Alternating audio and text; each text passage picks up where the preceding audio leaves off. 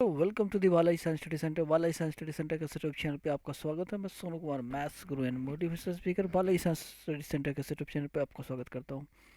अभी जो हमारा प्रेजेंट वीडियो, ये बहुत ही कमाल का टॉपिक है, जो एग्जाम पॉइंट ऑफ व्यू से किसी भी कंपटीशन की अगर तैयारी कर रहे हैं, बिहार एसएससी, रेलवे या किसी भी तरह का कंपटीशन की तैयारी कर रहे हैं, तो वहाँ पे बच्चे क्या करते हैं, इस टॉपिक में जाके फंस जाते हैं। और साथ ही जो बहुत ही कमज़ोर बच्चे हैं, ख़ासतौर पे ये वीडियो स्पेशली उन बच्चों के लिए होने वाला है जो बच्चे बहुत ही कमज़ोर हैं, पढ़ाई में उनका बिल्कुल भी मन नहीं लग रहा क्योंकि वो बेसिक्स को नहीं समझ रहे। तो ये वीडियो उन बेसिक्स को डिस्कस करेगा और हम लोग इसके बाद ट्रिक्स के बहुत सारे क्वेश्चंस भी करने वाले हैं। तो एकदम बेसिक और ज़ीरो लेवल से स्टार्ट करने वाला हूँ इस वीडियो को। अगर आप इस वीडियो को पूरा देखेंगे तो मेंसुरेशन का एक भी क्वेश्चन आपसे छूटने वाला नहीं है। तो चलिए स्टार्ट करते हैं मेंसुरेशन के इस टॉपिक को। मेंसुरेशन जिसका मतलब होता है क्षेत्रमिति। ठीक है, ये हमारा लेक्चर 001 यानी फर्स्ट लेक्चर है। और इस लेक्चर में सबसे पहले हम पढ़ने वाले रेक्टेंगल यानी आयत के बारे में। ठीक है, जैसा कि हमें पता है कि आयत आयत का जो फिगर है जो आपको यहाँ पे नज़र आ रहा है, इसमें दो चीज़ होगा। एक होगा आपका एल, जिसको हम लोग क्या बोलेंगे, लेंथ। लेंथ। और दूसरा होगा बी, जिसको हम लोग क्या बोलेंगे, ब्रेथ।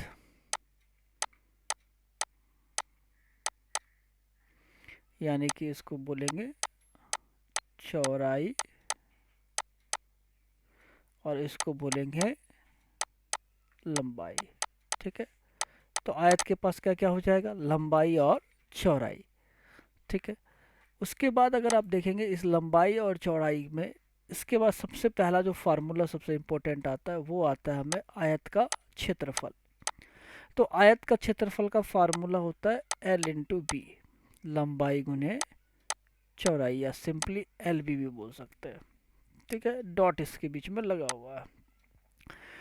तो अगर मान लो कि किसी ने दिया एग्जाम्पल, अगर ले लो किसी आयत का लंबाई मान लीजिए दिया है 4 सेंटीमीटर और चौड़ाई दिया हुआ है 2 सेंटीमीटर, तो इसका जो क्षेत्रफल होने वाला, जिसको हम लोग एरिया ए से भी डिनोट करेंगे, तो इस क्षेत्रफल का फार्मूला एल इंटू बी लगाओगे, यानी कि 4 गुने 2, और यहाँ यूनिट हो जाएगा सेंटीमीटर का स्क्वायर, यानी कि 4 दूनी 8 सेंटीमीटर का स्क्वायर। ठीक है, मेरे हिसाब से आप समझ गए होगे कि अच्छा आयत का क्षेत्रफल कैसे निकालना है। तो एक क्वेश्चन मैं आपको दे रहा हूँ, एक क्वेश्चन आप क्या करना, घर पे बना लेना और इसका आंसर मेंशन करना। क्वेश्चन 1 ऐसे नंबर दे के मैं दे रहा हूँ, और क्वेश्चन 1 में आपका लंबाई दिया हुआ मैंने 3 सेंटीमीटर और चौड़ाई दिया है मैंने 5 सेंटीमीटर, और इसका आपको क्या करना है, इस क्वेश्चन में इसका एरिया निकाल के कमेंट सेक्शन में आके मेंशन करना है। एकदम बेसिक से बताने वाला हूँ इस वीडियो को, बहुत इंटरेस्टिंग होने वाला है। और ख़ासतौर पे वैसे बच्चों के लिए जिन्होंने ख़ासतौर पे पढ़ाई के समय मस्ती किया है और अब एग्ज़ाम तैयारी करना चाह रहे हैं, तो भैया इस वीडियो को ज़रूर देखना और ऐसे सारे बच्चों को शेयर भी करना जो अभी तक मेंसुरेशन में बहुत ही कमज़ोर है। जब बात आयत की परिमाप की जाती है, तो आयत का परिमाप का मतलब होता है, आयत का परिमाप का मतलब होता है कि टोटल बाहर का जो टोटल हमारा एरिया है, जैसे कि मान लीजिए ये लेंथ है, ये ब्रेथ है, फिर सामने सामने की भुजा बराबर है तो ये भी लेंथ है, ये भी ब्रेथ है। तो टोटल आउटर जो लेंथ यानी टोटल बाहर की जो लंबाई होती है वो आयत का परिमाप कहलाता है। तो अगर आयत की परिमाप को अगर देखोगे तो लंबाई एल प्लस बी, फिर एक और एल इसके पास, फिर एक और बी है, और सबको अगर मिला लोगे तो 12 प्लस 2 बी हो जाएगा, और 2 कॉमन निकाल लोगे तो यहाँ पे क्या बन जाएगा, एल प्लस बी। ठीक है, और ये हमारा फार्मूला निकल के आ गया आयत के परिमाप का। तो आयत का परिमाप का फार्मूला क्या है हमारे पास, 2 into L plus B. Very good. अब इस पर एक एग्जाम्पल करते हैं कि मान लो कि लंबाई किसी ने दे दिया 2 सेंटीमीटर और चौड़ाई दे दिया किसी ने 3 सेंटीमीटर, और कह रहा है इसका परिमाप निकालना है, पैरीमीटर निकालना है, पैरीमीटर। इसी को सरकमफ्रेंस भी कहते हैं।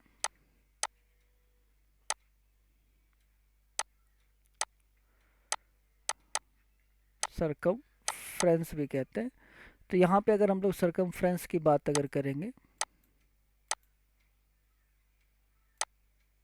ठीक है, तो अगर हम लोग सरकमफ्रेंस की बात करेंगे तो हमारा फार्मूला है पैरीमीटर का या सरकमफ्रेंस का 2 × L+B।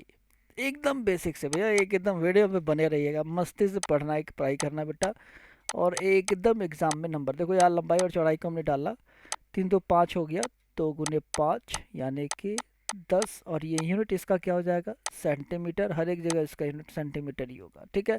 तो लेंथ चूंकि जुट रहा है, आपस में जोड़ रहे हैं, इसलिए वो सेम यूनिट होगा। वहाँ पे क्षेत्रफल हमने गुना किया था, इसलिए उसका स्क्वायर हो गया था। तो आई होप आप आराम से पेरीमीटर निकाल लोगे। ये क्वेश्चन नंबर 2 मैं आपके लिए कमेंट सेक्शन के लिए छोड़ रहा हूँ। अगर आप इस वीडियो को देख रहे हो तो ज़रूर कमेंट करना, 4 सेंटीमीटर और 2 सेंटीमीटर। एकदम कंपटीशन के हर एक टॉपिक को मैं डिस्कस करूंगा, बेसिक से पहले डिस्कस कर रहा हूँ, एकदम कमज़ोर बच्चों के लिए, फिर हम लोग क्या करेंगे, सारे बच्चों के लिए डिस्कस करेंगे। अब बात होगी आयत की विकर्ण की। तीसरा जो बात है वो आयत का विकर्ण का, ये थोड़ा सा इंटरेस्टिंग है। आप जो देख रहे हो ये मान लो कि ए बी सी और डी, हमने इस कॉर्नर का नाम दिया। ये जो आप ए से सी को जो मिलाने वाला डायगोनल, ये जो आपका है, ये इसका विकर्ण कहलाता है। ये इसका क्या कहलाता है, विकर्ण कहलाता है, डायगोनल कहलाता है, ठीक है। तो विकर्ण के लिए अगर ये एल है और यहाँ बी है और यहाँ चूंकि 90 डिग्री है, 90 डिग्री है, तो इसमें पाइथागोरस थ्योरम लगा सकते हो। और पाइथागोरस थ्योरम के हिसाब से ये आपका क्या हो जाएगा, √L² प्लस B²। और ये विकर्ण का फार्मूला हो गया, ठीक है बेटा। ये विकर्ण का फार्मूला हो गया आयत का, और आयत के विकर्ण का फार्मूला क्या हो गया, √L² प्लस B², ठीक है। और दूसरा विकर्ण भी इसका इस साइड से है, और दोनों विकर्ण सेम होता है, यानी कि आपका AC का जो वैल्यू है वो BD के वैल्यू के बराबर होता है। दूसरा विकर्ण भी सेम है। तो अब अगर इस पर क्वेश्चन कर ले हम लोग फटाफट,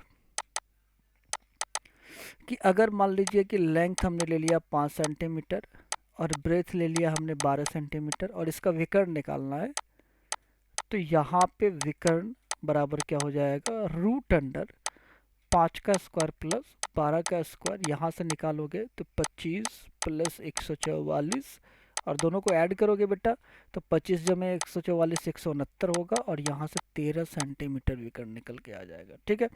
आई होप आप समझ गए होंगे कि विकर्ण कैसे निकालें, एकदम जीरो लेवल से मैंने बताया। अब कुछ इंपॉर्टेंट पॉइंट जो है आपको ध्यान रखना है कि आयत के प्रत्येक कोण का माप 90 डिग्री होता है। यानी आयत अगर आप ये देख रहे हो तो आयत में हर एक कोण, ये कोण, ये कोण, ये कोण और ये कोण, प्रत्येक कोण का मान क्या होता है, 90 डिग्री। दूसरा, आयत के आमने सामने की भुजा आपस में बराबर होती है। सामने वाला भुजा ये दोनों बराबर है आपस में।